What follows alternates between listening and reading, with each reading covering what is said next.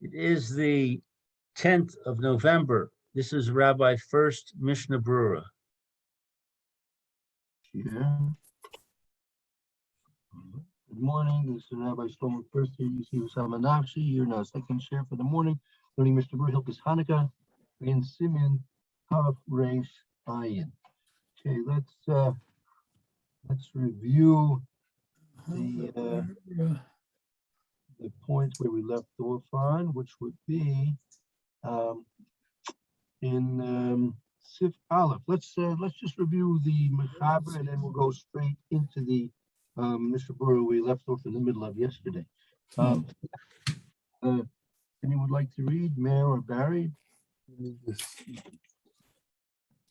Well,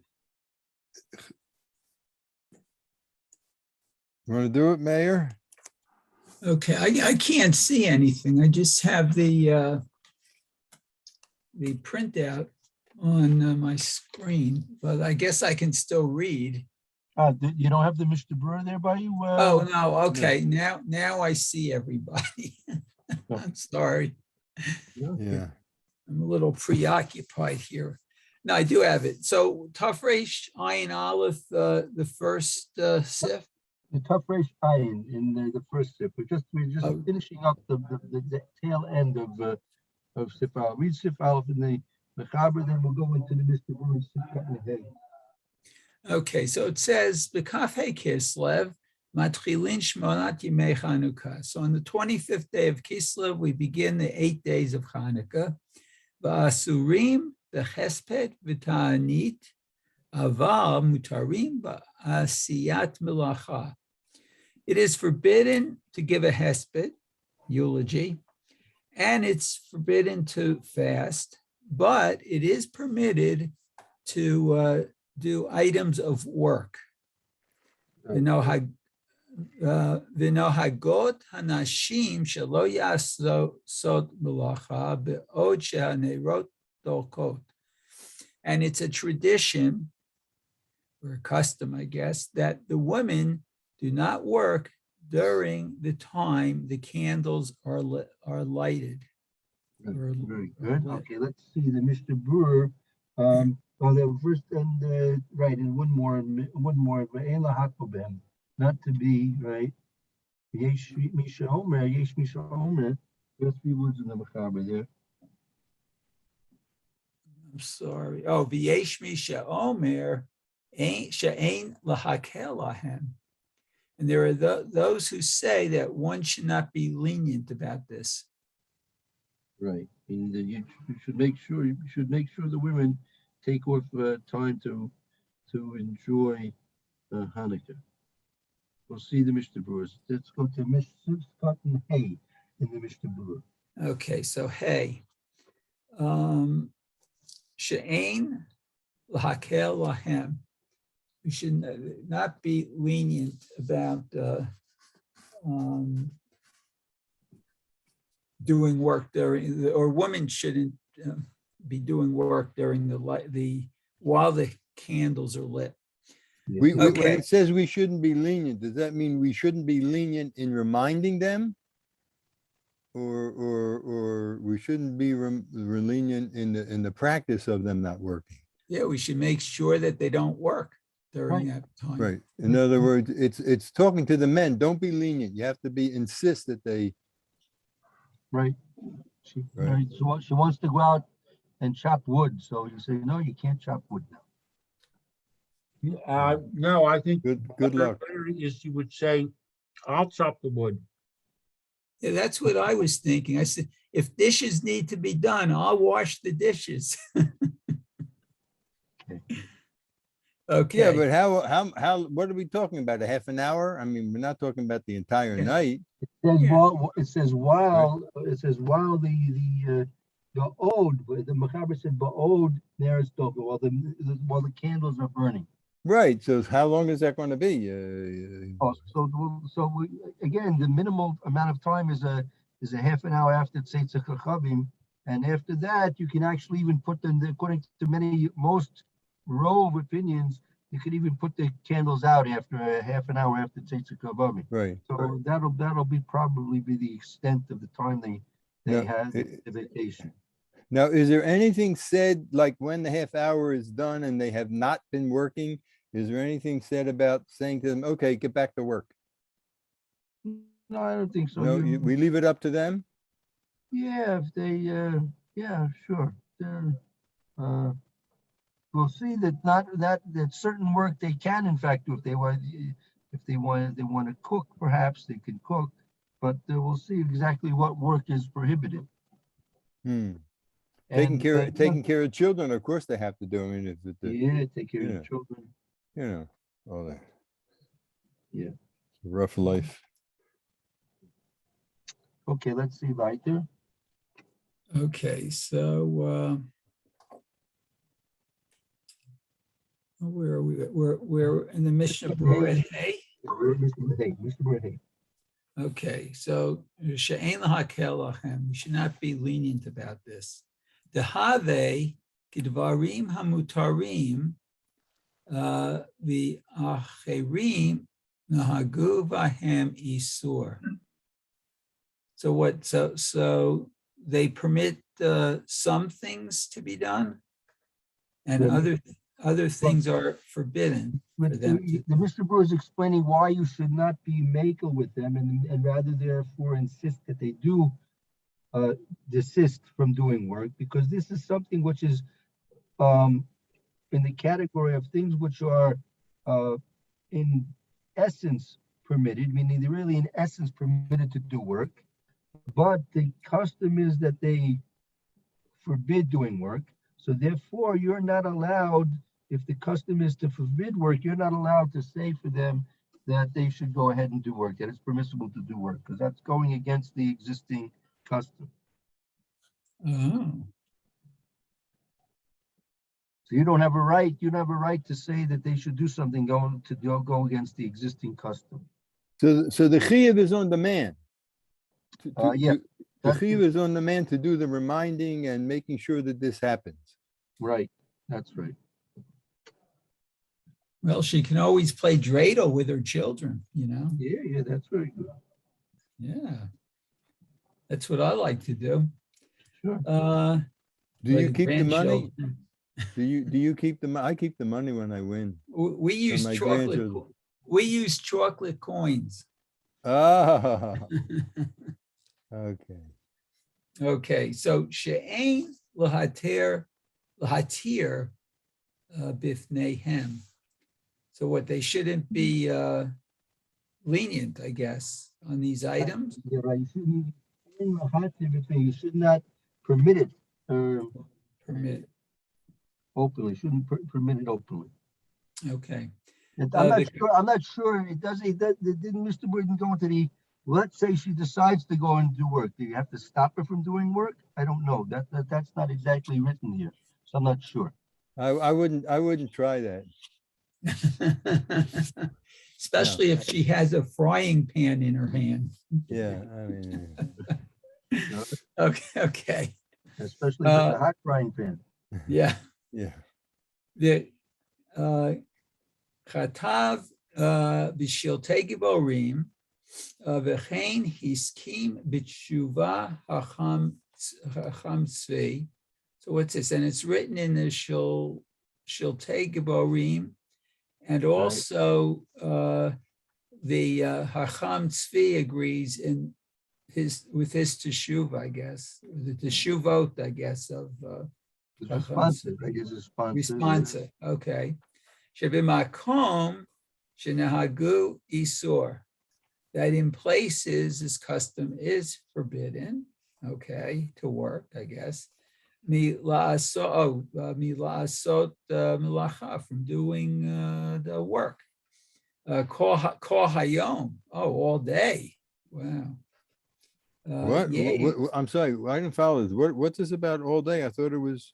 He said that there are places where it's forbidden. Women are forbidden to do items of work all day during Hanukkah. Well, that's for all 8 days. They don't do any work. Right. So yesh limchos biyadam. You should protest against them. Don't let them get away with this. They're not You don't get, no one's Oh, suggesting 8-day vacation, no. So now the guy has to start trouble by saying, now you got to go to work. Okay. Right, that's right. he better have the frying pan in that case. Okay. Ki habatala avera he umevi'ah lidei sha'amum. Okay. Yeah, because Batala,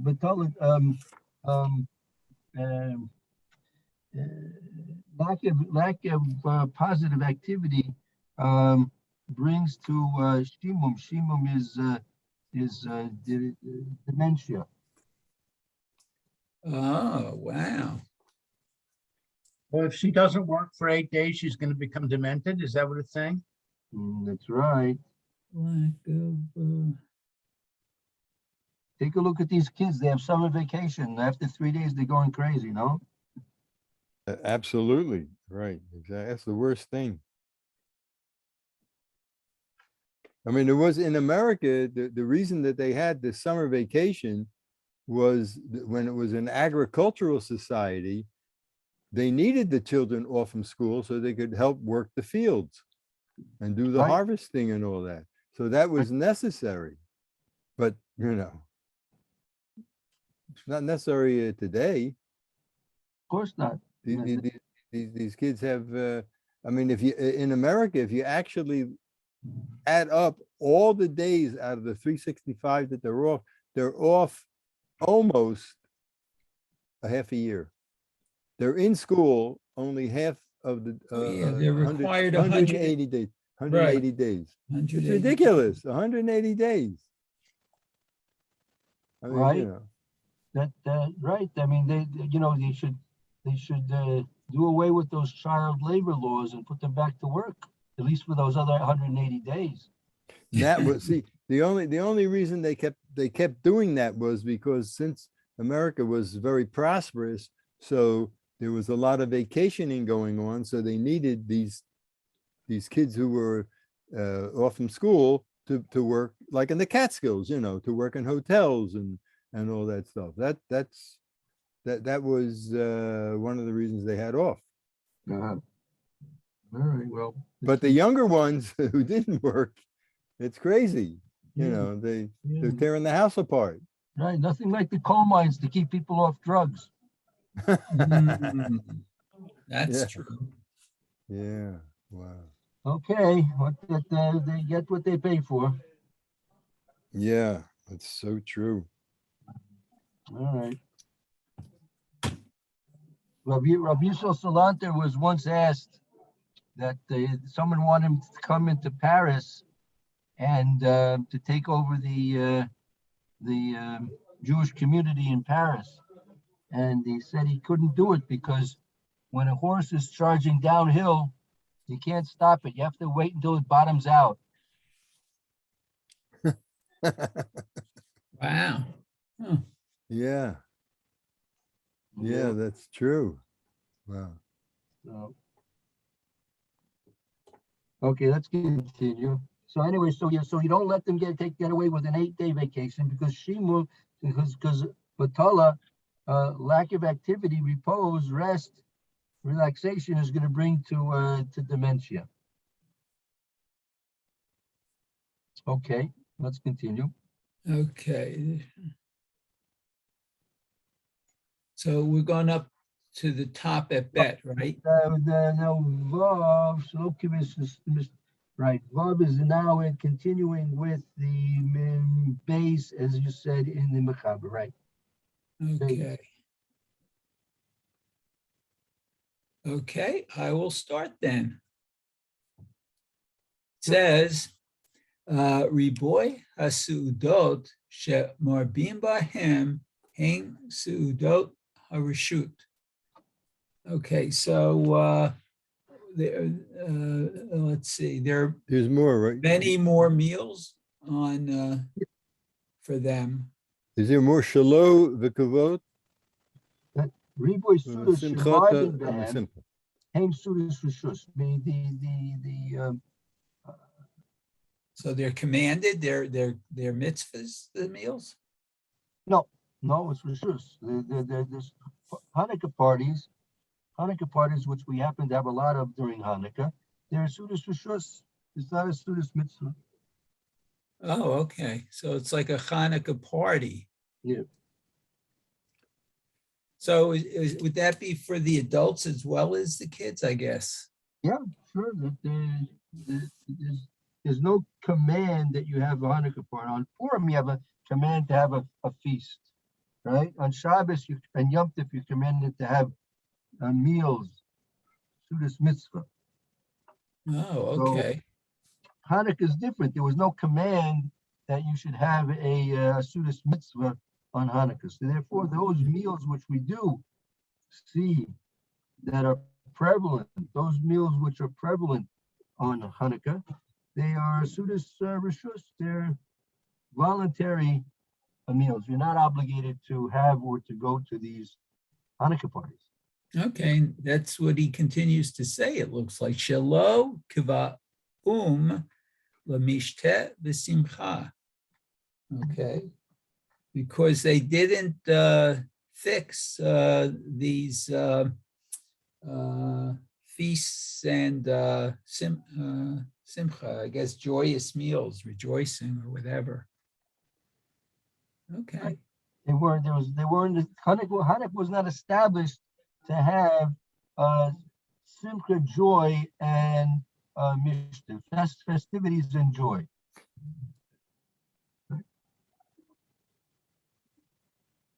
That's interesting. Now the Ramah says, the Ramah adds a point here. Okay, let's see what the Ramah says. Okay, Haga.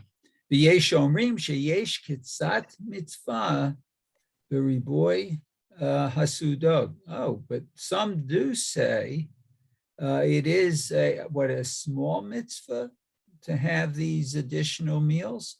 Yeah, there is this yesh omer that there is a slight mitzvah in the prevalent meals that are made during Hanukkah. Why mishum? Because Okay, mishum. I just lost my place. Oh, here it is. Divotan hayamim haya Chanukat hamizbeach. Oh, because at this time it was the days when they dedicated the mizbeach. right. Okay. Okay. So let's see. The nohagin lomar. So what one's accustomed to say, zmirot v'tishbachot basudot shemarbim bahem. Oh, that there should be singing and tishbachot praises, I guess, Right. at this Suda Shemarbim Bahem, that many are at. Is that what that is? That in these sudas that are prevalent during Hanukkah. Oh, okay. So when you're going to these Hanukkah parties, right? You should be singing zmiros and giving praises to Kadosh Baruch Hu during these Hanukkah parties. Then it turns out to be a Sudas mitzvah. Uh-huh. And then it says, oh, is that Sheha'achila Yehudit et ha'oyev? Right. Yehudis fed the enemy? Right, because why do we specifically eat cheese on Hanukkah? Because that is a commemoration of the miracle that was done through the chalav, through milk. It's that Yehudis gave the enemy the milk and the cheese to make him thirsty, and therefore she was able to cut his head off. Yeah, I looked that up, Rabbi. She was a Kenite. Oh, the Bayoil, yeah, Bayoil, Yeah. exactly. Yeah, right, yeah. right, right. She was. Yeah, I thought she was a Jewish woman, but apparently the Kenites lived in peace with the Jews, and Apparently, yeah. Oh, maybe, yeah. So she was I mean, she's still a big tzedekis, you know, Yeah. That's That's, interesting. Right, very good. That's good. Perfect, right? That's right. So that was going back to Rabbi Akiva, that he was a offspring, a great grandchild of that relationship there. and, Right. okay. And that explains why he was a ger. Right? I thought Exactly. that was Sisera. That was Granddaughter. That's what we're talking about, Sisera and Yair? We're just going back to that point we mentioned 2 days ago about the oil, that she was verified the fact that she was in fact not Jewish. She was in fact a Kenite, Canaanite. Kenite, whatever, Yeah. not a Canaanite, a Kenite. From the Keneses. Yeah. Mhm. So, yeah. Wow. Okay. Yeah. Let's see. Oh, okay. So let's see. We turn up to this point. So right.